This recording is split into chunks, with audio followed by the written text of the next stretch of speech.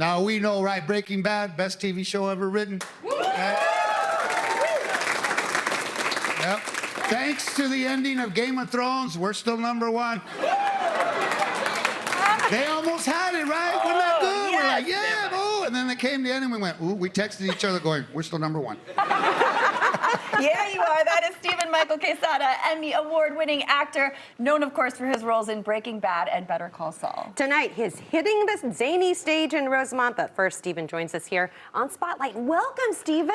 Hi, how are you? Oh my gosh. All right, when we talk about your resume here, I mean, award-winning actor, comedian, and then also politician.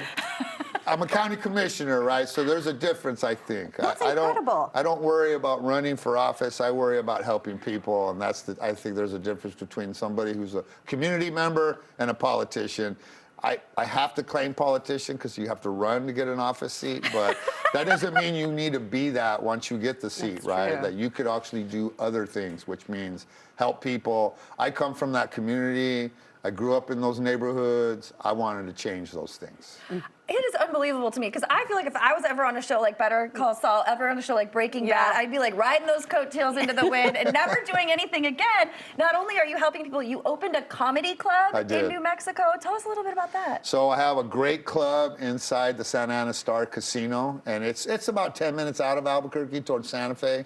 I really did it because I wanted to give local comedians an opportunity to work with high-level comics, right? To build a resume, to figure out how do you build a career.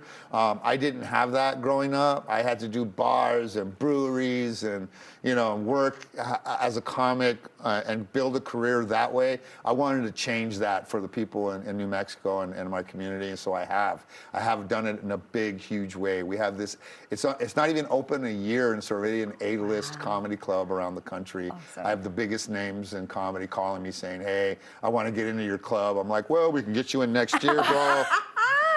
So Yay. what a blessing. I've been so blessed.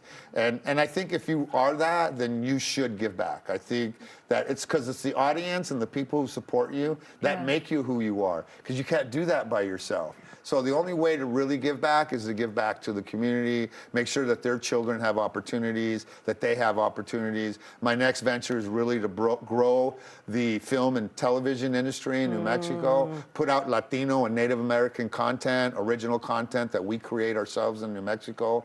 I'm working with guys that are building 4 more big studios in New Mexico. We're the home base for Netflix right now. Yeah. So, New Mexico is booming, and I'm so proud to be a part of that. We love that. We love that you never forgot about your roots and you continue to give back. And you were mentioning growing up.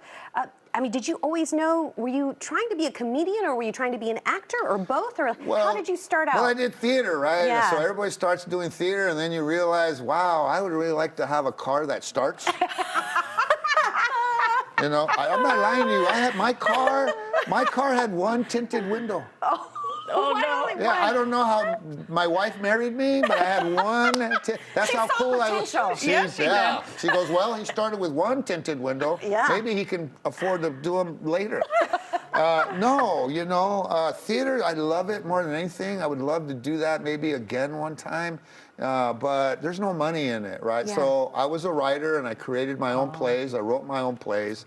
And then they were comedies. And so this comedy producer said, I saw that you were dabbling in comedy. You should do comedy.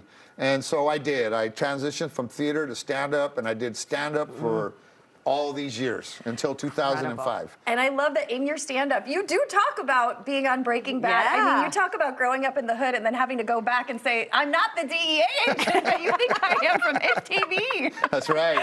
And then if you see the joke, it's like, and then I have to say, Dad, let me in. It's your dad who didn't believe you. Yes, my dad won't let me into the party. So, I used my life and my comedy's about, I raised 3 daughters. I'm surrounded by women. I think women are the most powerful, smartest things on this planet. Yes. And I love them very much. And I learned that through experience. I had both parents, which was rough in my neighborhood. A lot of people didn't. Yeah. But my mom, she worked just as hard as he did and raised 5 kids. Right? So to think that my mom isn't a superwoman, is crazy to me. My wife did the same thing. I have strong daughters who are the same way. And so, yeah, man, my comedy routine is about them and all the things I went through. And if I didn't have them in my life, well, I wouldn't have a routine. Let's be honest. Right. Yeah. Well, do they ever mind being part of your stand-up routines? Well, are you know, yeah, some of the stuff I talk about, they could have let me skip.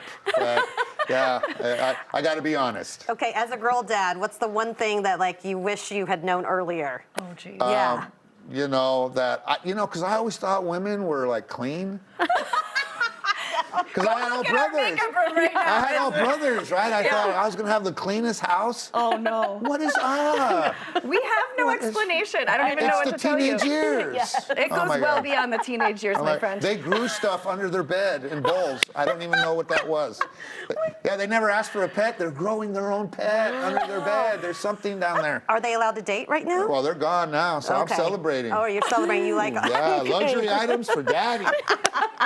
I love that. Oh my gosh, and you can go support that Yes. by Yes. going to Rosemont and Yes. Zanies this weekend. Stephen, thank you so much for being here. We Thank you. appreciate it. Thank you Oh for my having me. I goodness. appreciate it. Again, it's at Rosemont tonight, tomorrow, and Sunday. Plenty of shows to catch. For tickets and more information, head to zanies.com. You can also find Stephen on Instagram right there on your screen.